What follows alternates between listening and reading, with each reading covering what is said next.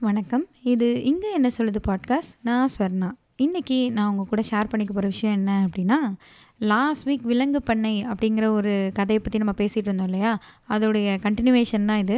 So நீங்க அது கேட்கல அப்படின்னா, அந்த கதைய போய் நீங்க கேட்டுட்டு வாங்க. ஜார்ஜ் ஆர்வெல் அப்படின்னு ஒருத்தர் எழுதின "விலங்கு பண்ணை" அப்படிங்கிற ஒரு கதைய பத்தி தான். இது ஒரு டிரான்ஸ்லேஷன் நாவல் தான். ஸோ அத பத்தி தான் நம்ம பேசிட்டு இருக்கோம். இதோடைய முன்னாடி நடந்த கதைகள் எல்லாத்தையும் கேட்குறதுக்கு இதுக்கு முன்னாடி எபிசோட கேட்டுட்டு வாங்க.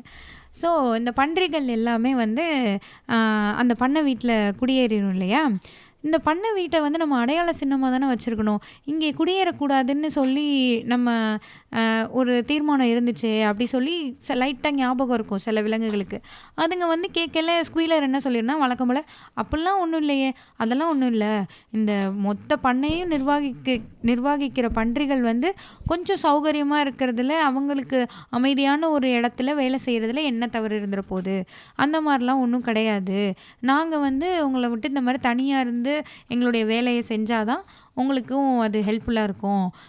நாங்க வந்து பீஸ்ஃபுல்லா இருந்தா தான் உங்களுக்கு இங்க வேலைகள் எல்லாமே சரியா நடக்கும். அதுக்காக தான் நாங்க அங்க இருக்கோம். உங்களுடைய நலனுக்காக தான் நாங்க அங்க இருக்கோம். உங்களுக்காக தான் நாங்க இவ்ளோ பாடுபடுறோம். எங்களுடைய வேலை என்னன்றது உங்களுக்கு புரியாது. இது அறிவுசார் வேலை." அப்படியெல்லாம் சொல்லி இந்த ஸ்குவீலர் வந்து வழக்கம் போல வந்து சமாளிச்சிரும். அப்புறம் என்ன பண்ணுவாங்கன்னா, அ ஒரு வக்கீல வந்து இவங்க அ இது பண்ணுவாங்க. அப்பாயிண்ட் பண்ணுவாங்க நெப்போலியன் வந்து. யார் அவருன்னா, ஒரு விம்பர் அப்படின்னு ஒரு வக்கீல். அவர் ஒரு மனுஷன் தான். ஒரு மனுஷன் வந்து வருவாரு இந்த பண்ணைக்குள்ள. இந்த அந்த வெளியில இருக்கிற உலகத்துக்கும், இந்த பண்ணைக்குமான ஒரு தொடர்பா அந்த வக்கீல் தான் இருப்பாரு. அவர கூட்டு வந்து அவர அப்பாயிண்ட் பண்ணுவாங்க. எதுக்குன்னா, இவங்க உற்பத்தி செய்றாங்க இல்லையா? அந்த பொருள் சில இதெல்லாம் வந்து இவங்க விக்கணும். வித்தா தான் இந்த காற்றாலை இயந்திரத்துக்கு தேவையான சில பொருட்கள் எல்லாம் இவங்களால வாங்க முடியும். ஸோ அந்த சிமெண்ட் வாங்குறது, கம்பி வாங்குறது, அது இதுன்னு நெறைய வேலைகளுக்காக, அந்த காசுக்காக இவங்க வந்து இங்க இருக்கிற சில இத வந்து விக்கணும் அப்படின்னு சொல்லி முடிவு பண்ணுவாங்க. உடனே எல்லாருக்கும் வந்து 4 கால் நல்லது, 2 கால் கெட்டது தானே. ஒரு ஒரு மனுஷன கூட்டு வந்து அவன் கூட நம்ம பேசுறோமே, அப்படி சொல்லிட்டு எல்லாருக்கும் பயமா இருக்கும். ஆனா இந்த ஸ்குவீலர் என்ன பண்ணும்னா, "பாத்தியா, நம்ம நெப்போலியன் வந்து இந்த மாதிரி ஒரு மனுஷனையே வேலைக்கு வச்சுட்டாரு. நம்ம வந்து மனுஷங்க நம்மள ஆண்டுட்டு இருந்த காலம் போயி, நமக்கு முன்னாடி ஒரு மனுஷன் கை கட்டி வந்து நிக்கிறான்." அப்படிலாம் சொல்ல ஆரம்பிச்சுருங்க. உடனே இதுங்களுக்கும் ஆமால்ல அப்படி சொல்லிட்டு அந்த மனுஷன் உள்ள வரத பார்க்கையில இதுங்களுக்கெல்லாம் பயமா தான் இருக்கும். பட் ஸ்டில் ஓகே, நெப்போலியன் சொல்றதெல்லாம் அவன் கை கட்டி கேட்டுட்டு நெப்போலியன்ட்ட அ எல்லா ஃபுட்டு எல்லாம் வாங்கிட்டு போறான். அப்படிங்கிறத வந்து இதுங்களுக்கு கொஞ்சம் ஒரு பெருமையா தான் இருக்கும். ஸோ இதில என்னன்னா, கொஞ்சம் நெறைய கஷ்டம் வர ஆரம்பிச்சுரும். இந்த இதில நெறைய ஃபுட்டெல்லாம் பற்றாக்குறையாக ஆரம்பிக்கும். இவங்களுக்கு சரியான உணவு குடுக்க முடியாது. இந்த மாரி சில இஷ்யூஸ்லாம் இருக்கும். தானியம் கிடங்குலலாம் தானியம்லாம் கம்மியா இருக்கும். ஆனா அந்த நெப்போலியன் என்ன பண்ணும்னா, அந்த விம்பர் வர டைம்ல தானியம் நிறைஞ்சிருக்கிற மாதிரி காட்டிக்கிறோம். அந்த மாரி நெறைய தானியம் இருக்குன்னு காட்டும். எல்லாரும் வேலை செய்ற மாரி காட்டிக்கும். எல்லாரும் ரொம்ப மகிழ்ச்சியா இருக்கிற மாரி காட்டிக்கும். இந்த மாரி சும்மா இவங்களே கிரியேட் பண்ணிப்பாங்க. அண்ட் இந்த ஸ்குவீலர் என்ன பண்ணும் அப்படின்னா, மாசம் மாசம் ஒரு ஞாயித்துக்கிழமை வார வாரம் ஒரு ஞாயித்துக்கிழமை ஒரு கூட்டம் இருக்கும் இல்லையா? அந்த கூட்டம் எப்படி மாறிடும்னா, இந்த ஸ்குவீலர் வந்து டேட்டா பாயிண்ட்ஸா குடுக்கும். அப்போ அப்படி இருந்தது, இப்ப இப்படி இருக்கு. ப குறை இருக்கு, பற்றாக்குறைன்னு வாயிலேருந்து அதுக்கு வரவே வராது. கொஞ்சம் முன்ன பின்ன இருக்கலாம். ஆனா வந்து நம்ம எல்லாமே நமக்கு கரெக்ட்டா தான் இருக்கு. நம்ம தாராளமா தான் இருக்கு. நமக்கு சாப்பாடெல்லாம் தாராளமா இருக்கு. எல்லாமே தாராளமா இருக்குன்னு தான் சொல்லும். ஸோ சீசன் மாறும். ஆப்பிள்லாம் விளையும். ஆப்பிள் விளையிறப்ப என்ன ஆகும்னா, எல்லாருக்கும் ஆப்பிள் கிடைக்கும் அப்படின்னு நெனச்சா, இல்ல. பன்னிங்களுக்கு மட்டும் தான் ஆப்பிள் போகும். மறுபடியும் அதே கதை. பன்னிங்களுக்கு தான் தேவை. அவங்க தான் அறிவுசார் வேலை பார்க்குறாங்க. இப்படியே இந்த ஸ்குவீலர் சொல்ல ஆரம்பிச்சுரும். ஸோ மறுபடியும் இந்த காற்றாலை இயந்திர வேலைகள இவங்க ஆரம்பிப்பாங்க. ஆரம்பிச்சு ரொம்ப கடுமையா உழைக்கும். இன்னும் கூட நீங்க ரொம்ப ஸ்ட்ராங்கா இத வந்து செய்யணும். ரொம்ப ஸ்ட்ராங்கா செய்யணும். அப்பதான் வந்து உங்களோட ஃபுல் எஃபோர்ட்ஸ் போடணும். அப்பதான் நம்மளுக்கு சீக்கிரம் வரும். அப்பதான் நம்ம ஸ்னோபாலுக்கு ஒரு பாடம் புகட்டலாம். அப்படிலாம் சொல்லி இவங்க எல்லாரும் வந்து சொல்லுவாங்க. இந்த பன்னிங்கள்லாம் வந்து சொல்லும். எல்லா மிருகங்களும் அவங்களுடைய ஃபுல் எஃபோர்ட்ஸ் போடும். இந்த பன்னிங்க வந்து இந்த தள்ளு தள்ளு தள்ளு தள்ளு அந்த வேலைய தான் எப்பயுமே பார்க்கும். பெருசா ஃபிசிக்கலி எல்லாரும்லாம் ஒர்க் பண்ண மாட்டாங்க. ஒரு சில பன்னிகள தவிர. ஒரு சில பன்றிகள் ஃபிசிக்கலியும் ஒர்க் பண்ணும். பட் மத்த எல்லாம் வந்து இந்த நிர்வாகிக்கிற வேலை, இவங்கள வந்து வேலை செய்யுன்னு சொல்ற வேலை, இதையே தான் இந்த பன்றிகள் பண்ணிக்கிட்டே இருக்கும். ஸோ இவங்க அகெயின் கட்ட ஆரம்பிச்சுருவாங்க. கட்டுறப்போ, ஆ நம்ம பாக்ஸர்லாம் பயங்கரமா வேலை பார்க்கும் வழக்கம் போல. அதிபயங்கரமா வேலை பார்க்கும். அதோடைய வெல்பீயிங்கே கொஞ்சம் குறையிற அளவுக்கு, அந்த அளவுக்கு வேலை பார்த்துக்கிட்டு இருக்கும். ஸோ இது நடந்துட்டு இருக்கையில நடுவுல என்ன ஆகும்னா, நெப்போலியன் ஒரு முடிவெடுக்கும். இங்கே நிறைய மரக்கட்டைகள் அதெல்லாம் இருக்கும். ஸோ அந்த மரக்கட்டைகள் அது எல்லாத்தையும் வந்து நம்ம என்ன பண்ணுறோம் அப்படின்னா, வெளியில விற்க போகிறோம் அப்படின்னு சொல்லிட்டு பக்கத்தில் வந்து 2 பண்ணை இருக்கும். அங்கே வந்து பில்கிங்டன் ஒருத்தன் இருப்பான். இன்னொருத்தன் பேர் எனக்கு தெரில. 2 பேர் ஃப்ரெட்ரிக்னு ஒருத்தன் இருப்பான். ஸோ இதில் என்ன சொல்லும்னா, இந்த ஃப்ரெட்ரிக்கோட பண்ணையில் தான் நம்மளோட ஸ்னோபால், நம்ம எதிரி ஸ்னோபால் போய் ஒளிஞ்சிருக்கான். ஃப்ரெட்ரிக்கும் ஸ்னோபாலும் சேர்ந்துட்டு நம்மளை தாக்க வர போகிறாங்க. அதனால நம்ம வந்து ஃப்ரெட்ரிக் கூட பேச்சுவார்த்தையே வச்சுக்கக்கூடாது. ஃப்ரெட்ரிக் கூட நம்ம வந்து எந்த ஒரு இதுவும் பண்ணக்கூடாது, வியாபாரமும் பண்ணக்கூடாது. நம்ம வந்து வியாபாரத்தெல்லாம் பில்கிங்டன் கூட தான் வச்சுக்கணும் அப்படிலாம் சொல்லும். அப்படி சொன்னோன்னே ஃபஸ்ட்டு வந்து எல்லாம் அப்படியே கேட்டுட்ருக்குங்க. அப்புறம் பார்த்தா இவங்களோட தீர்மானங்கள் இருக்கு இல்லையா, அதில் வந்து சொல்லியிருப்பாங்க, இந்த மாதிரி லைக் எப்பயுமே வியாபாரம்லாம் பண்ணவே கூடாது. பணத்தை கையால் கூட தொடக்கூடாது. மனுஷங்க பண்ணுற எந்த வேலையுமே நீங்கள் பண்ணக்கூடாது அப்படிங்கிறதெல்லாம் அந்த தீர்மானங்களில் இருக்கும். அதெல்லாம் இருந்துச்சே அப்படி சொல்லி பார்த்தா, இதுங்களில் பாதிக்கு படிக்கவும் தெரியாது, பாதி மறந்தும் போயிருக்கும். ஆனால் ஸ்குவீலர் வந்து அதெல்லாம் இல்லை அதெல்லாம் இல்லைன்னு சொல்லி மாற்றி மாற்றி எல்லாரையும் கன்ஃபியூஸ் பண்ணி விட்றோம். நடுவில் ஒரு விஷயம் என்ன நடந்திருக்கும் அப்படின்னா, திடீர்னு இந்த வேட்டை நாய்கள் வந்து ஒரு 4 பன்னியை கூட்டிகிட்டு வந்து இழுத்துட்டு வந்து 4 பேரும் வந்து ஸ்னோபாலுக்கு ஆதரவாக இருந்தாங்க அப்படி சொல்லி ஒரு யங் பண்ணி 4 பேர் இருப்பாங்க. அதுங்க தான் அந்த ஞாயிற்றுக்கிழமை கூட்டம்லாம் நீ வைக்கணும், அது என்ன திடீர்னு அது கிடையாதுன்னு சொல்கிறதுன்னு சொல்ல வருவாங்க. ஸோ அந்த 4 பேரையும் கொன்றுவாங்க, கொன்னுடுவாங்க. அப்புறம் இன்னும் யாரெல்லாம் இந்த இந்த பண்ணையில் வந்து ஸ்னோபாலுக்கு ஆதரவாக இருக்கீங்களோ அவங்கெல்லாம் சொல்லுங்கள், தானே தன்னோட குற்றங்களை வந்து ஒத்துக்கிறணும் அப்படி சொல்லி சொல்லும். அப்போது சில கோழிலாம் என்ன சொல்லும்னா, நாங்கள் ஸ்னோபால் பேச்சை கேட்டு தான் எங்கள் கனவுல வந்து ஸ்னோபால் சொல்லுச்சு, அதனால் நாங்கள் தானியத்தை வந்து திருட்டினோம் அப்படி இப்படின்னு சொல்லி அதுங்களாம் முன்னாடி முன்னாடி வரும். எல்லாரையும் கொன்றும் நெப்போலியன். ஸோ எல்லாருக்கும் பயங்கர ஷாக்கிங் ஆயிரும். என்னடா இது, கொல் ஸ்னோபால் கெட்டவன் என்ன வேணாலும் நீங்கள் சொல்லிக்கோங்க, பட் இப்படி கொல்றீங்க, அது எப்படி நியாயமாகும் அப்படின்ற மாதிரி எல்லாருக்கும் ஃபீல் ஆகும். ரொம்ப அதிர்ச்சி ஆயிடுவாங்க எல்லாரும்.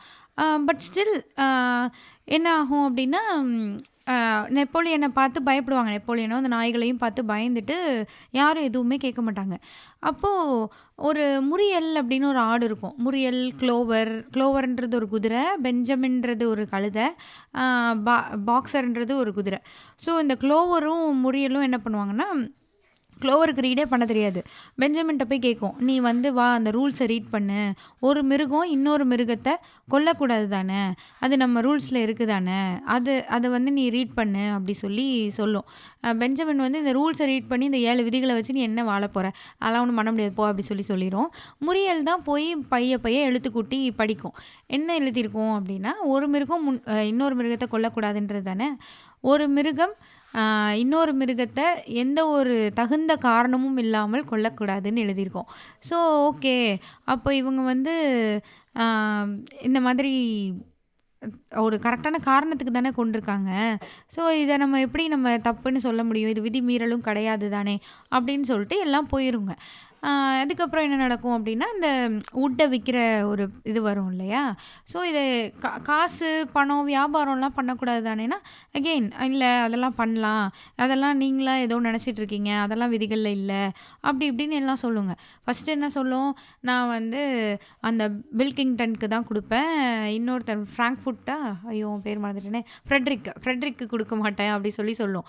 ஏன்னா ஃப்ரெட்ரிக் வந்து ஒரு துரோகி அப்படி சொல்லும். கடைசியாக என்ன பண்ணும், ஃப்ரெட்ரிக் கூட வந்து ஒப்பந்தம் வச்சுட்டு எல்லாத்தையும் விற்று அவனோட ஆட்கள் வந்து எல்லாத்தையும் எடுத்துகிட்டு போனோன்னா, விலங்குகள்லாம் என்ன அவன் பெரிய துரோகி, அவன் ஒழிக அப்படியெல்லாம் நீங்கள் சொன்னீங்களே, இப்போ இப்படி பண்ணுறீங்களே அப்படின்னா, ஸ்குவீலர் என்ன சொல்லணும்னா, அதுதான் நம்மளுடைய நெப்போலியன், நம்ம தலைவர் நெப்போலியனுடைய ராஜதந்திரமே அதுதான்.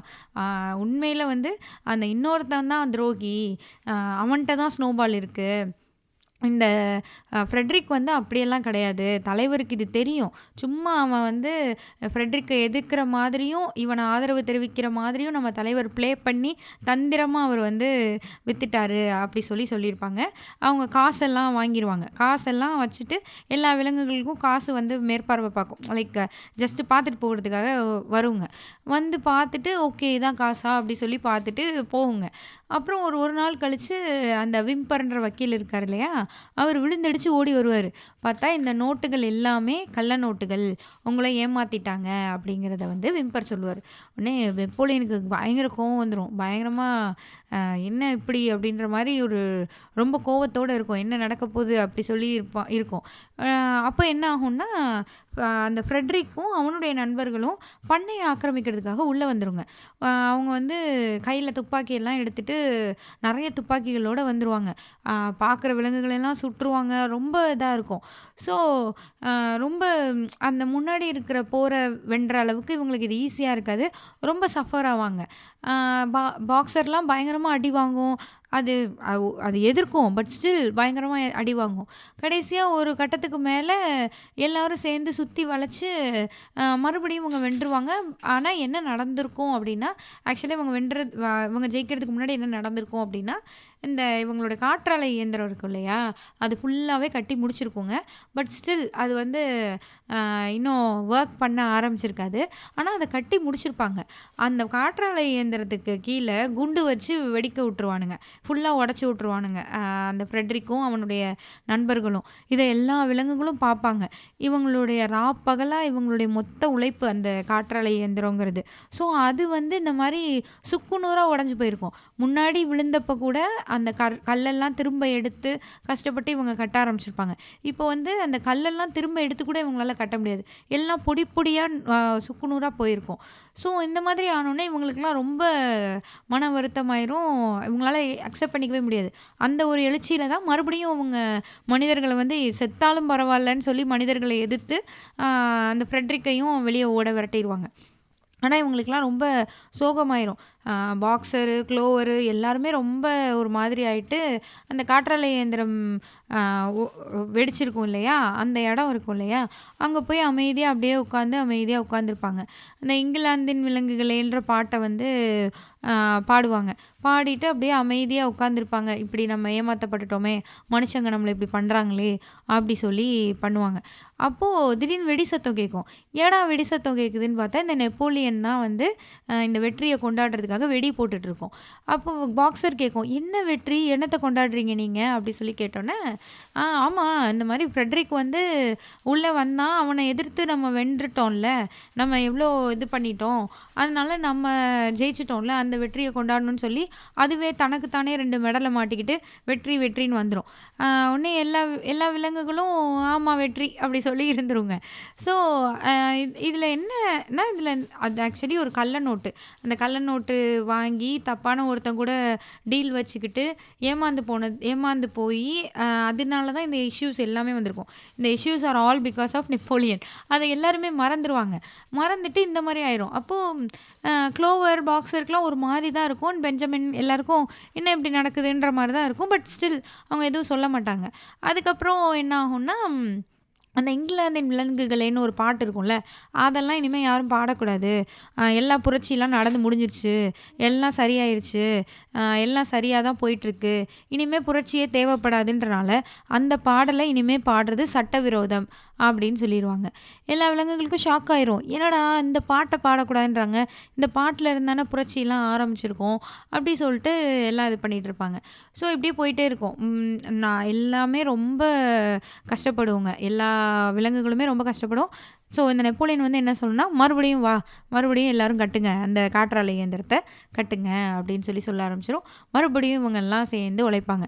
இந்த பாக்ஸருக்கு வந்து நடக்கிறது எதுவுமே சரியாகவே படாது. அது ஆனால் என்ன நினைக்கும்னா, நாம் நல்லா உழைச்சோன்னா இதெல்லாம் மாறிடும், அப்போ நான் இனிமேல் இன்னும் கூட சீக்கிரம், ஆல்ரெடி அது என்ன பண்ணோன்னா எல்லா விலங்குகளுக்கும் முன்னாடி ஒரு 1/2 மணி நேரம் முன்னாடி எந்திரிச்சு தான் உழைச்சிட்ருக்கோம். நான் இன்னும் சீக்கிரம் எந்திரிச்சு உழைக்கணும் அப்படின்னு சொல்லிட்டு நான் 1 மணி நேரத்துக்கு முன்னாடி எந்திரிச்சு உழைக்க போகிறேன் உழைப்பேன் அப்படி சொல்லி அதை அந்த மாதிரி மறுபடியும் நல்லா உழைக்கணும் அவ்வளோதான் அப்படி சொல்லி அதை பண்ணிக்கிட்டே இருக்கும் அந்த பாக்ஸர். ஆனால் பாக்ஸருக்கு வந்து 11 வயசாயிருக்கும். ரொம்ப வயசாயிருச்சுன்றதை அது இப்போ ஃபீல் பண்ண ஆரம்பிச்சிருக்கும். பட் ஸ்டில் அதோட ஃபுல் 100% கொடுத்து அது ஏதோ பண்ணிக்கிட்டே இருக்கும். ஆனால் அதுக்கு அந்த அந்த பக்கத்து பண்ணக்காரன் வந்து சண்டை போட்டிருப்பான் இல்லையா, அதில் அதுக்கு வந்து ரொம்ப அதிகமாக அடிபட்டிருக்கும். அந்த காலில் அடிபட்டிருக்கும், ரொம்ப அடிபட்டிருக்கும். அது ரொம்ப சஃபர் ஆகும். ஸோ க்ளோவர் சொல்லும், நீ இந்த அளவுக்கு உழைக்காத, உனக்கு வந்து ஏதாவது ஆயிரும், வேண்டாம் அப்படின்லாம் சொல்லும். அண்ட் இன்னொரு விஷயம் என்னென்னா, இவங்க வந்து ஒரு ஒரு டீல் வச்சுருப்பாங்க. அதாவது ஒரு ஒரு விதியாக ஒரு தீர்மானம் வச்சுருப்பாங்க. என்னென்னா, இந்த மாதிரி ஒவ்வொரு விலங்குகளுக்கும் ஒரு ரிட்டையர்மெண்ட் ஏஜ் சொல்லியிருப்பாங்க. குதிரைகள் வந்து 12 வயசில் ரிட்டையர் ஆகிக்கலாம், கழுதைகள் வந்து இத்தனை வயசில், அந்த மாதிரி எல்லாருக்கும் ஒரு ஏஜ் சொல்லியிருப்பாங்க. அந்த ரிட்டையர்மெண்ட்டுக்கு அப்புறம் இவங்களுக்கு பென்ஷன் வரும், அந்த பென்ஷன் பிளான் எல்லாம் பற்றி சொல்லியிருப்பாங்க. இவ்வளோ ஃபுட்டு கிடைக்கும். அண்ட் இவங்களுக்கு வந்து ஒரு இடமும் கொடுத்துருப்பாங்க. இந்த பண்ணையில் கடைசியாக இருக்கிற இந்த இடம் வந்து இந்த மாதிரி வயதான மிருகங்களுக்காக, அவங்க வேலையெல்லாம் செய்ய வேணாம், அங்கே அவங்க பாட்டுக்கு இருக்கலாம், அவங்களுக்கு இந்த ஃபுட்டு கிடச்சிருன்றது தான் இவங்களோட தீர்மானம். அப்போது பாக்ஸர் என்ன நினைக்கணும்னா, சரி இன்னும் 1 வருஷம் தான், நான் வந்து ரிட்டையர் ஆயிடுவேன், ஸோ எனக்கு அந்த ஃபுட்டெல்லாம் கிடைக்கும், நான் ஓய்வு எடுத்துகிட்டு நான் பாட்டுக்கு மகிழ்ச்சியாக இருப்பேன் அப்படின்லாம் சொல்லிட்டு இருக்கோம். சொல்லிவிட்டு இது வேலை பார்த்துட்டு இருக்கையில் ஒரு நாள் என்ன ஆயிரும்னா, பாக்ஸருக்கு ரொம்ப உடம்பு சரியில்லாமல் ஆயிரும், விழுந்துரும். ஸோ ரொம்ப உடம்பு சரியில்லாமல் ஆயிரும். உடனே பெஞ்சமின், க்ளோவர் எல்லாரும் வந்து இந்த மாதிரி ஆயிடுச்சுன்னு சொல்லிட்டு இது பண்ணோன்னே, இந்த பன்றிகள் வந்து கொஞ்சம் மருந்து கொடுக்கும், இதெல்லாம் கொடு அப்படி சொல்லி கொஞ்சம் கொடுக்கும். அதை இவங்க கொடுத்துக்கிட்டு இருப்பாங்க. அதுக்கப்புறம் என்ன ஆகும் அப்படின்னா, பாக்ஸர் வந்துட்டு வேறு ஊருக்குள்ளே, ஒரு கிராமத்துக்குள்ளே ஒரு கால்நடை மருத்துவர்கிட்ட கொண்டு போகிறோன்னு எல்லோரும் சொல்லுவாங்க. உடனே, இல்லை மனுஷனை நம்பி எப்படி பாக்ஸர் அனுப்புறது, இது நல்லதே கிடையாது அப்படி சொல்லி க்ளோவரும் பெஞ்சமினும் ஃபீல் பண்ணுவாங்க. பட் ஸ்டில் அந்த மாதிரி அனுப்ப போகிறோன்னு சொல்லி முடிவாயிரும். இந்த பாக்ஸருக்கு வந்து அது ரெஸ்ட் எடுத்துகிட்டு இருக்கோம். ஆனால் இவங்க மற்ற விலங்குகள்லாம் இருப்பாங்கல்ல, பெஞ்சமின், க்ளோவர், இவங்கெல்லாமும் மற்ற நேரத்தில் எல்லாம் அவங்க வேலை தான் பார்த்துட்டு இருப்பாங்க. அவங்க வேலை முடிஞ்சு சாயந்தரமாக வந்து தான் அவங்களால பாக்ஸரை டேக் கேர் பண்ணிக்க முடியும். ஸோ அப்படி இருக்கிற ஒரு நேரத்தில் பாக்ஸரை ஒரு வண்டியில் ஏற்றி அனுப்பிடுவாங்க.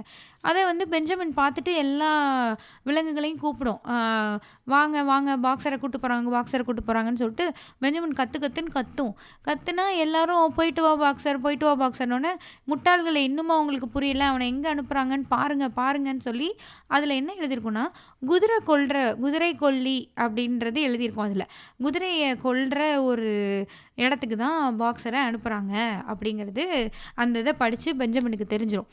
ஸோ பெஞ்சமின் சொல்லும், இல்லை இந்த மாதிரி குதிரை கொல்ற இடத்துக்கு அதை அனுப்புகிறாங்க, நம்ம பாக்ஸர் சாக போகிறான், அவன் ஒன்றும் மருத்துவத்துக்கெலாம் போகல அப்படின்னோடனே இதுங்களும் பின்னாடியே போய் அதை காப்பாற்ற பார்க்கும். பட் ஸ்டில் அவ்வளோதான், அப்படியே மறைஞ்சு போனோன்னா ஒரு 3 நாள் கழித்து ஹாஸ்பிட்டலில் வச்சு பாக்ஸர் இறந்துட்டான்னு சொல்லி ஸ்குவீலர் வந்து அறிவிக்கும். நீங்கள்லாம் வந்து இந்த மாதிரி பாக்ஸரை வந்து நாங்கள் கொல்ற இடத்துக்கு அனுப்பிட்டோன்னு தப்பாக புரிஞ்சிட்ருக்கீங்க, தப்பான பிரசங்கம் உங்களுக்கு யாரோ பண்ணியிருக்காங்க. அது வந்து அந்த வண்டியை வந்து ஒரு மருத்துவர் வாங்கினார், ஒரு குதிரை கொல்ற இடத்துலேருந்து அந்த வண்டியை மருத்துவர் வாங்கினார். பட் அந்த மருத்துவர் வந்து அந்த பேரை அழிக்காமல் மாற்றாமல் வச்சிட்டாரு. மற்றபடி பாக்ஸர் ஒன்றும் அந்த மாதிரிலாம் இல்லை. பாக்ஸரை வந்து நல்ல எல்லா ட்ரீட்மெண்ட்டும் பண்ணி பாக்ஸர் வந்து கடைசி காலத்தில் நல்லா தான் போச்சு.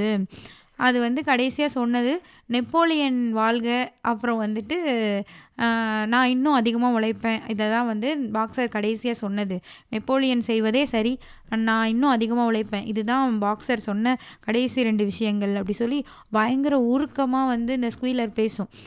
க்ளோவருக்கு அழுகையாக வரும், பெஞ்சமினுக்கு அழுகையாக வரும். பட் அதுங்களால ஒன்றும் பண்ண முடியாது.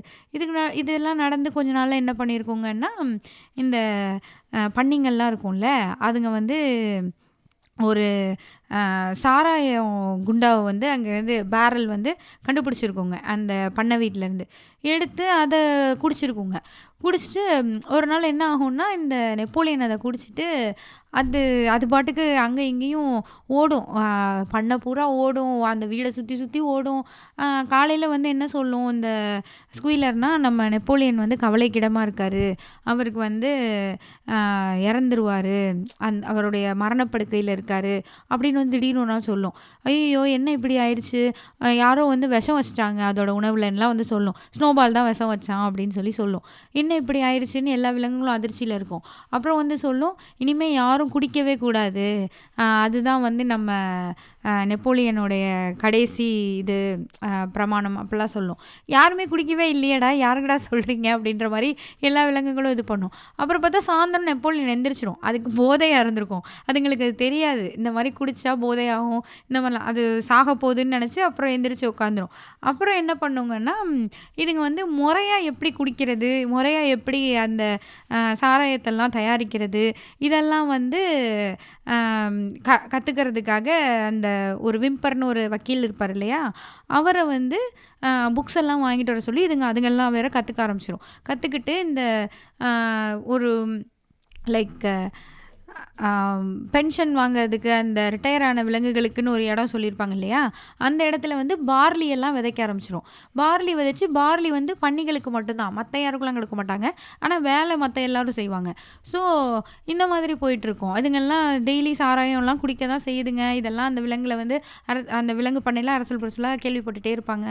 இது மறுபடியும் ரொம்ப கஷ்டம் இருக்கும். இவங்களுக்கு வந்து அதிகமான உணவு இருக்காது. ஸோ இப்படியே போய்க்கிட்டே இருக்கும். உங்க லைஃபே இதுதான்ற மாதிரி ஆயிரும். இதுக்கு நடுவுல என்னன்னா, படுக்கையில போய் படுத்துக்குருங்க இந்த பன்றிகள்லாம்.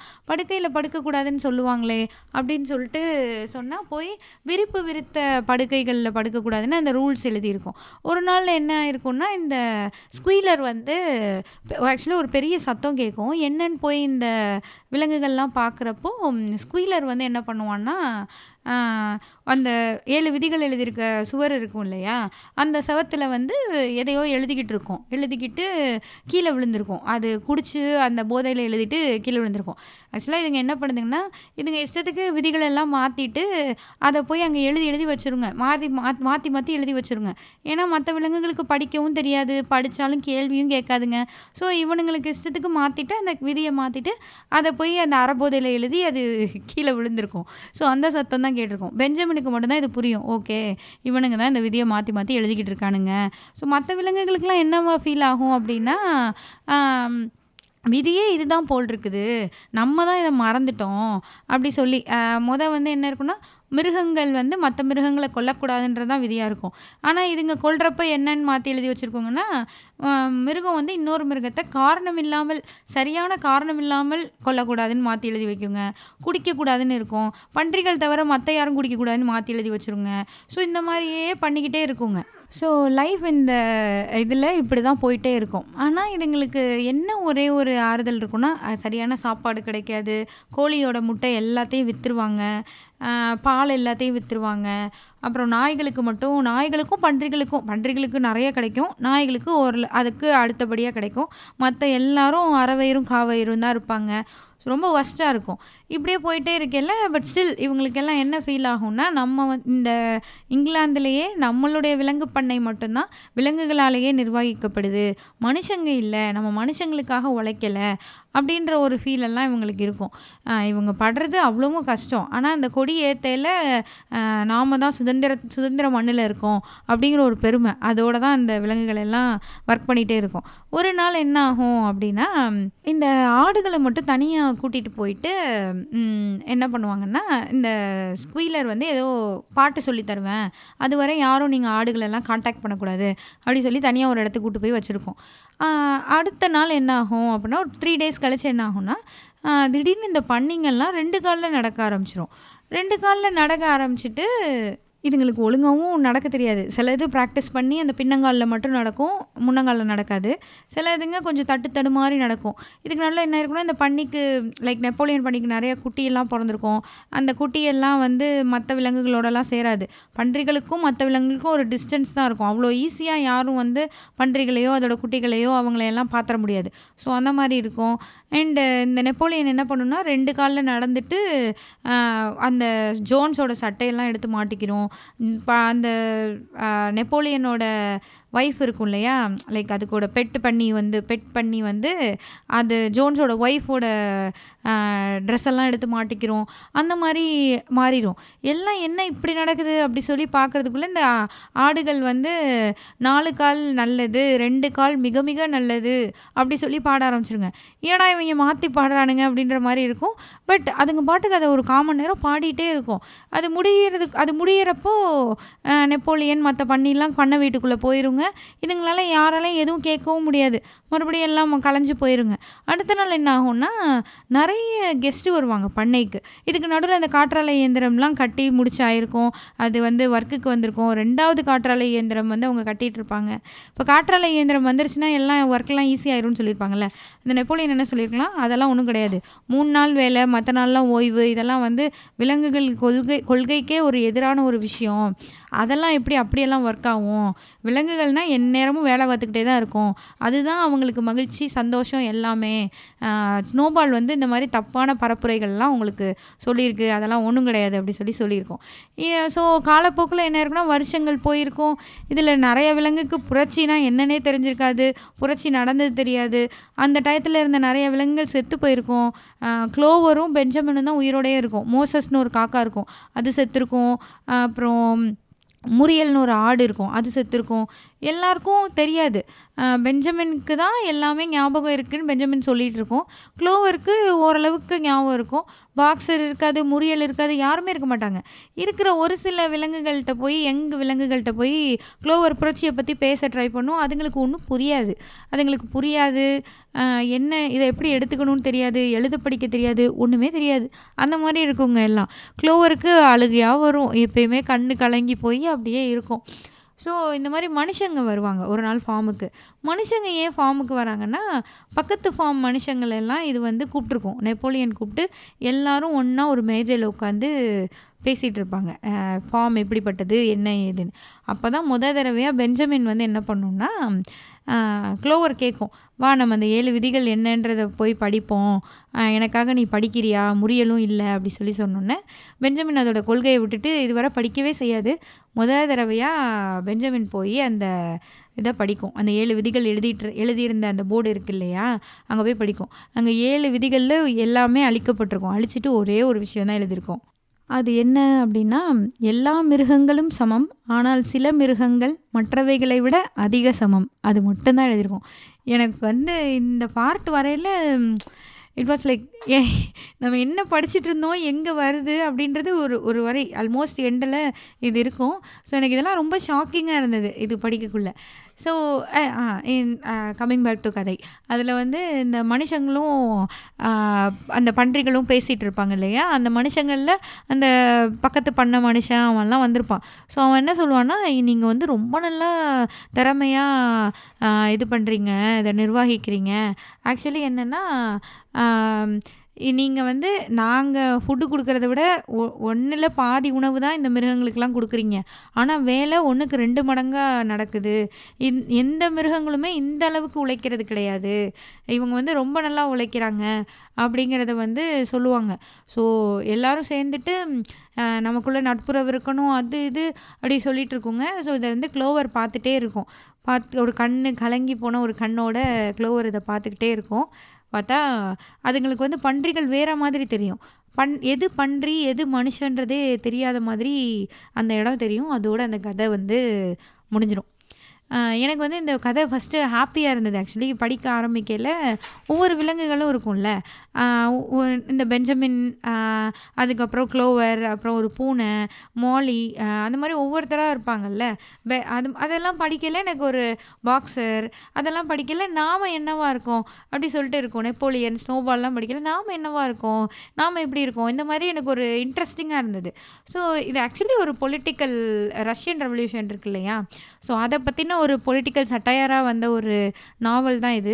நிறைய நாடுகளில் இது பேன் செய்யப்பட்டிருக்கு. ஏன்னா இது கம்யூனிசம்ன்றது ஒரு கான்செப்டாக இருந்தாலும் அது இந்த மாதிரி ஒருத்தரோட அதை ஆட்சி செய்கிறவங்களுடைய இதை பொறுத்து, லைக் அவங்க சரியான ஆளாக இல்லைன்னா அது எப்படி மாறுது அப்படிங்கிறது தான் அதில் இருக்க பிரச்சனைகள். இதெல்லாம் தான் அதில் எழுதியிருந்தாங்க. ஸோ அதை வந்து ஒரு சட்டையராக எழுதியிருக்காங்க இந்த நாவலில்.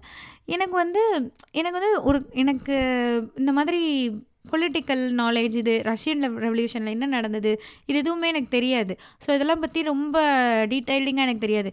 இன்கேஸ் நமக்கு டீட்டெயிலிங் நிறைய தெரிஞ்சிருந்து நீங்கள் இந்த நாவலை படிக்கிறீங்கன்னா இன்னுமே உங்களுக்கு இது ரொம்ப நல்லாயிருக்கும். இதில் நிறைய விஷயங்கள் வந்து இந்த கட்சி கொடி, கலரு, அவங்க எழுதுகிற வாசகங்கள், அந்த கலர் எப்படி ஒன்றுலேருந்து ஒன்று மாறுது, இந்த மாதிரி நிறைய சிம்பாலிக்காக சொல்லிகிட்டே வருவாங்க. ஸோ எனக்கு வந்து அதை பற்றின அவ்வளோ அறிவு இல்லை அப்படிங்கிறதுனால நான் அதெல்லாம் ஸ்கிப் பண்ணிட்டேன். பட் நீங்கள் இதெல்லாம் பற்றி படிச்சீங்கன்னா இன்னுமே உங்களுக்கு இதெல்லாம் ரொம்ப தெரியுது. இந்த நாவல் படிச்சீங்கன்னா இன்னுமே ஒரு சூப்பராக இருக்கும்னு தான் நான் ஃபீல் பண்ணுறேன். எனக்கு இது பொலிட்டிக்கல் தாண்டி ஒரு ஒரு கம்பெனி ஆகட்டும், ஒரு ஃபேமிலி ஸ்ட்ரக்சர் ஆகட்டும், அதுக்குள்ளேயே இந்த கதை ரொம்ப ரிலேட் ஆகிற மாதிரி எனக்கு நிறைய இடங்கள்ல ஃபீல் ஆச்சு. அண்ட் ஸ்னோபால், நான் வந்து கதையோட எண்டு படிக்கிற வரை ஸ்னோபால் திருப்பி வரும், ஸ்னோபால் உண்மையிலேயே இதெல்லாம் பண்ணுச்சா, சதி பண்ணுதா, ஸ்னோபால் என்ன பண்ணுது, இதெல்லாம் வந்து நான் தெரிஞ்சுக்கணும்னு ஆர்வப்பட்டுட்டே இருந்தேன். அந்த ஒரே ஒரு இடத்துல ஸ்னோபால் காணாமல் போகுது இல்லையா, லைக் நான் இங்கே துரத்தி உள்ளே ஓடிடுது இல்லையா, அதுக்கப்புறம் எங்கேயுமே இந்த கதைக்குள்ளே ஸ்னோபால் வரவே வராது. அது ஃபிசிக்கலாக எந்த இடத்துலையுமே வராது. ஆனால் இந்த நெப்போலியன், ஸ்குவீலர் எல்லாரும் என்ன நடந்தாலும் அதுக்கு ஸ்னோபால் தான் காரணம். காற்றுல அந்த காற்றாலை இடிஞ்சு விழுந்தால் அதுக்கு ஸ்னோபால் தான் காரணம். ஸ்னோபால் சதி, ஸ்னோபால் ஒரு வீரனே கிடையாது, ஸ்னோபால் உங்களுக்காகவே இல்லை, அவன் ஒரு துரோகி, அப்படி இப்படின்னு எல்லாமே. அந்த ஸ்னோபால் வந்து இருந்திருந்து அவன் ஆட்சி புரிஞ்சிருந்தா இந்த கதை எப்படி இருந்திருக்குன்றது நமக்கு தெரியாது. பட் ஸ்டில் ஸ்னோபால்ன்றவன் இந்த கதையிலே இல்லை, அவன் ஆட்சிக்குள்ளேயே இல்லை, அவன் அந்த இடத்துக்குள்ளேயே இல்லை. ஆனால் இங்கே நடக்கிற எல்லா விஷயங்களுக்கும் ஸ்னோபால் மேலே தான் அவங்க குற்றம் சொல்லுவாங்க. இதெல்லாம் வந்து எனக்கு வந்து ஒரு பர்சனலாக எனக்கு கனெக்ட் பண்ணலை. எப்படி இருந்ததுன்னா, நாம் இப்படி தானே பண்ணுறோம். நம்ம லைஃப்பில் என்றைக்கோ ஒரு இன்சிடெண்ட் நடந்திருக்கும், அல்லது என்றைக்கோ யாரோ ஒரு பர்சன் இருந்திருப்பாங்க, which makes a huge impact on our life. ஆனால் நம்ம அதை கடந்து அது தாண்டி நிறைய வந்தும் கூட, நான் ஏன் இப்படி இருக்கேன்னா அன்னைக்கு அது நடந்துச்சுல்ல அதனால, நான் ஏன் இப்படி இருக்கேன்னா அன்னைக்கு அவன் எனக்கு அது பண்ணான்ல அதனால், அப்படி தானே நம்ம இருக்கோம். ஸோ அந்த மாதிரி தான் எனக்கு ஸ்னோபால் வந்து ஃபீல் ஆச்சு. ஸோ அதுவும் அந்த ஸ்னோபாலை எப்படி இவ்வளோ தூரம் மாற்றிருந்துங்க, நிறைய இடத்துல எனக்கு கோவமாக வரும், என்ன இப்படியெல்லாம் பண்ணுதுங்கன்னு. அண்ட் இன்னொரு இடத்துல என்னென்னா, இந்த ஸ்குவீலர் வந்து ஸ்னோபால் பற்றி சொல்லிட்டே இருக்கும்ல, அது வந்து என்னென்னா ஸ்குவீலரோட கேரக்டரே அவங்க எப்படி ஃபஸ்ட்டு சொல்லியிருப்பாங்கன்னா, நீ வந்து வெள்ளை கலரை கருப்புன்னு ப்ரூவ் பண்ண சொன்னால் ஸ்குவீலர் ப்ரூவ் பண்ணிடும், அந்த மாதிரியான ஒரு கேரக்டரை தான் ஸ்குவீலரை வந்து அவங்க இன்ட்ரடியூஸ் பண்ணியிருப்பாங்க. இது வந்து என்னென்னா அப்படியே கதை போகிறப்போ எனக்கு ஒரு கட்டத்தில் ஸ்னோபால் வந்து நிஜமாவே தப்பானவன் தானோ, ஸ்குவீலர் சொல்கிறது தான் சரியோன்னு நான் ஃபீல் பண்ணேன்.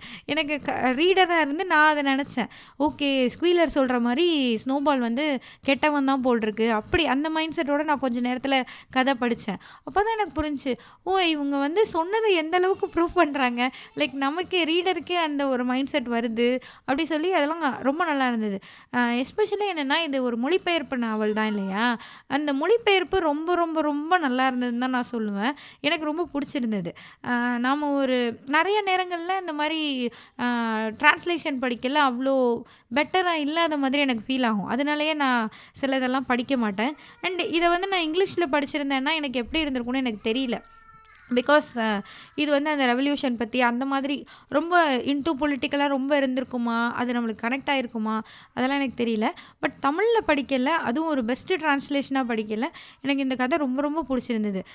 எனக்கு வந்து ரொம்ப நான் டவுனாக இருக்க டைமில் ஐ சூஸ் புக்ஸ். எனக்கு வந்து புக்ஸ் கூட ட்ராவல் பண்ணல, அது வந்து நானாலாம் அமைச்சிக்க முடிஞ்சதில்லை, தானாக அமைஞ்சிரும். சில சமயம் நம்ம எப்படியாவது புக்கை வச்சு இந்த சிச்சுவேஷன்லேருந்து மீண்டு வந்துடலாம் அப்படி சொல்லி நான் வருவேன். பட் அப்போ எனக்கு ஒரு புக்கு கூட அமையாது, ஒன்றுமே உருப்படாது, அந்த மாதிரி தான் இருக்கும். பட் சில நேரங்களில் என்ன அறியாமல் சில புக்ஸ் எனக்கு அமைஞ்சிரும். அந்த மாதிரி தான் இந்த புக் எனக்கு அமைஞ்சுது. ஒரு டஃப் டைமில் நான் இந்த புக்கை படிக்க ஆரம்பித்தேன். நான் பாட்டுக்கு இதை படிச்சுக்கிட்டே இருப்பேன், இது கூடயே இருப்பேன். எனக்கு நானே வீட்டில் என்ன சொல்லுவேன்னா, எல்லாம் போங்க, நான் ஆச்சு என் பண்ணிங்களாச்சு, நான் போய் என் புக்கை எடுத்துகிட்டு வரேன்னு என் கிண்டலை தூக்கிட்டு வந்துடுவேன். இந்த பன்றிகளும் நானும் ஏதோ கூடயே இருக்கிற மாதிரி எனக்கு ஒரு ஃபீல், அந்த மாதிரி தான் நான் இருந்தேன். ஸோ அந்தளவுக்கு எனக்கு இந்த புக் ரொம்ப பிடிச்சிருந்தது, இன்ட்ரெஸ்டிங்காகவும் இருந்தது. நிறைய விஷயங்கள் எப்படி மாறுது, ஒரு பொலிட்டிக்கலியும் அது என்ன மாதிரியான விஷயங்களை பேசுதுன்றதும் புரிய வந்தது. லைக் இந்த புக்கே அதுக்காக எழுதப்பட்டது தான். எல்லாருக்குமே இதில் இருக்கிற இந்த ரெவல்யூஷனில் இருக்கிற பிரச்சனைகளையும் சொல்லணும் அப்படிங்கிறதுக்காக, எல்லாருக்குமே அந்த இது ரீச் ஆகணுன்றதுக்காக தான் இந்த மாதிரி ஒரு விலங்கு பண்ணைன்னு மிருகங்களை வச்சு எழுதப்பட்ட ஒரு புக்காக இது எழுதியிருக்காங்க. ஸோ எனக்கு வந்து இது ரொம்பவே பிடிச்சிருந்தது. நான் ஏதோ நினச்சி படித்தேன். லைக் நம்ம நிறைய படம்லாம் பார்த்துருப்போம்ல, இந்த மாதிரி புரட்சி பண்ணி இப்படி வந்தவங்கள ஒருத்தவங்கள துரத்தி விட்டாங்க. ஸோ அவன் திரும்பி வந்து அந்த இடத்த பிடிப்பான். இப்படி தானே படம் பார்த்தோம். ஸோ நான் அப்படி தான் இருக்கும்னு தான் நினச்சேன். ஸ்னோபால் எப்போ வரும் திரும்பன்னு தான் நான் வெயிட் பண்ணிட்டே இருந்தேன். கடைசி வரை அங்கே ஸ்னோபால் வரவே இல்லை. அது செத்துச்சா பொழைச்சிச்சான்றது கூட அதை பற்றி எதுவுமே இல்லை. So this is how life is. எப்படி ஜோன்ஸ் இருந்தானோ அதே மாதிரி இப்போது நெப்போலியன் வந்துட்டான். பட் மிருகங்களுக்கெல்லாம் என்னென்னா, நாம் வந்து என்ன இருந்தாலும் நம்மளை ஒரு மனுஷன் ஆட்சி செய்யலை, ஒரு மிருகம் தான் ஆட்சி செய்யுது. ஸோ நம்மளாம் ஒருத்தன் தானே நம்மளை ஆட்சி செய்கிறான் அப்படிங்கிற ஃபீல் அதுக்கு வந்து நம்ம சுதந்திர பூமியில் இருக்கோன்ற ஒரு வேட்கையில் மற்ற விலங்குகளை விட ரொம்ப அடிமையாக இது சஃபர் ஆகிட்டு தான் இருக்கும். மற்றதை மனுஷன் பார்த்துட்ருப்பான். அதுங்க வேலை செய்கிறத விட இதுங்க ரொம்ப தான் வேலை செய்யும். ஸோ பட் இதெல்லாம் வந்து எனக்கு ஓகே அப்படின்ற மாதிரி தான் இருந்தது. ரொம்ப ஷாக்கிங்காக இருந்தது. இந்த கதை வந்து ரொம்ப இம்பேக்ட் எனக்கு ஏற்படுத்தின மாதிரி தான் எனக்கு இருந்தது. அண்டு லாஸ்ட்டாக ஒரு மனுஷன் சொல்லுவான், மிருகங்களில் வந்து இந்த கீழ் தரப்பட்ட மிருகங்கள் வந்து உங்களுக்கு தொந்தரவு தருது இல்லையா, அதே மாதிரி கீழ் ஜாதி மனிதர்கள் எங்களுக்கும் தொந்தரவு தராங்க, நாங்களும் அவங்கள இது பண்ணி தான் வரோம் அப்படின்னு ஒரு மனுஷன் சொல்லுவான். லைக் அந்த பக்கத்து பண்ணையில் இருந்தெல்லாம் வந்திருப்பானுங்கள்ல, அவன் ஒருத்தன் சொல்லுவான். இந்த மாதிரி ஒரு சில விஷயங்கள் வந்து ரொம்ப ஹைலைட்டராக இந்த இதில் இருக்கும். ஆரம்பத்துலேருந்தே மனுஷன் எதையுமே செய்யலை, ஆனால் எல்லாத்தையுமே எடுத்துக்கிறான். அந்த விஷயமாகட்டும், இந்த மாதிரி ஒரு சில விஷயங்கள் வந்து ரொம்பவே நல்லா இருந்தது. அண்டு எஸ்பெஷலி அந்த கடைசி அந்த 7 விதியும் அழிச்சிட்டு ஒரே ஒரு விதி எழுதியிருப்பாங்கல்ல, அதுதான் அந்த மொத்த கதையுமே. எல்லா மிருகங்களும் சமம், ஆனால் சில மிருகங்கள் மற்றவைகளை விட அதிக சமம். ஸோ இதுதான் இந்த கதை. எனக்கு இந்த ஸ்டோரி ரொம்ப ரொம்ப பிடிச்சிருந்தது. அண்ட் நீங்கள் கண்டிப்பாக ரீட் பண்ணி பார்க்கலாம். இது ஒரு நீங்கள் படிக்க ஆரம்பிக்கல, நம்மளே அந்த ஸ்டோரிக்குள்ளே போகிற மாதிரி தான் எனக்கு ஃபீலாக இருந்தது. ஸோ உங்களுக்கு பொலிட்டிக்கல் நாலேஜ்லாம் இன்னமும் இருக்குது அப்படின்னா, இன்னுமே உங்களுக்கு இந்த ஸ்டோரி ரொம்ப கனெக்ட் ஆகும்னு நான் நினைக்கிறேன். அண்ட் இந்த எபிசோட் எப்படி இருந்தது அப்படிங்கிற உங்களுடைய கருத்துக்களை எனக்கு இன்ஸ்டாகிராமில் டிஎம் பண்ணுங்கள். இந்த மாதிரி நீங்கள் வேறு ஏதாவது புக்ஸ் எனக்கு சஜஸ்ட் பண்ணுறதுனாலும் இன்ஸ்டாகிராமில் சஜஸ்ட் பண்ணுங்கள். அண்ட் இந்த எபிசோட் உங்களுக்கு பிடிச்சிருந்தது, நல்லா இருந்தது அப்படின்னு நினச்சிங்கன்னா உங்கள் ஃப்ரெண்ட்ஸ்க்கும் ஷேர் பண்ணுங்கள். இங்கே என்ன சொல்லுது பாட்காஸ்ட்டை ஃபாலோ பண்ணுங்கள், ரேட்டிங் கொடுங்க. நன்றி, வணக்கம்.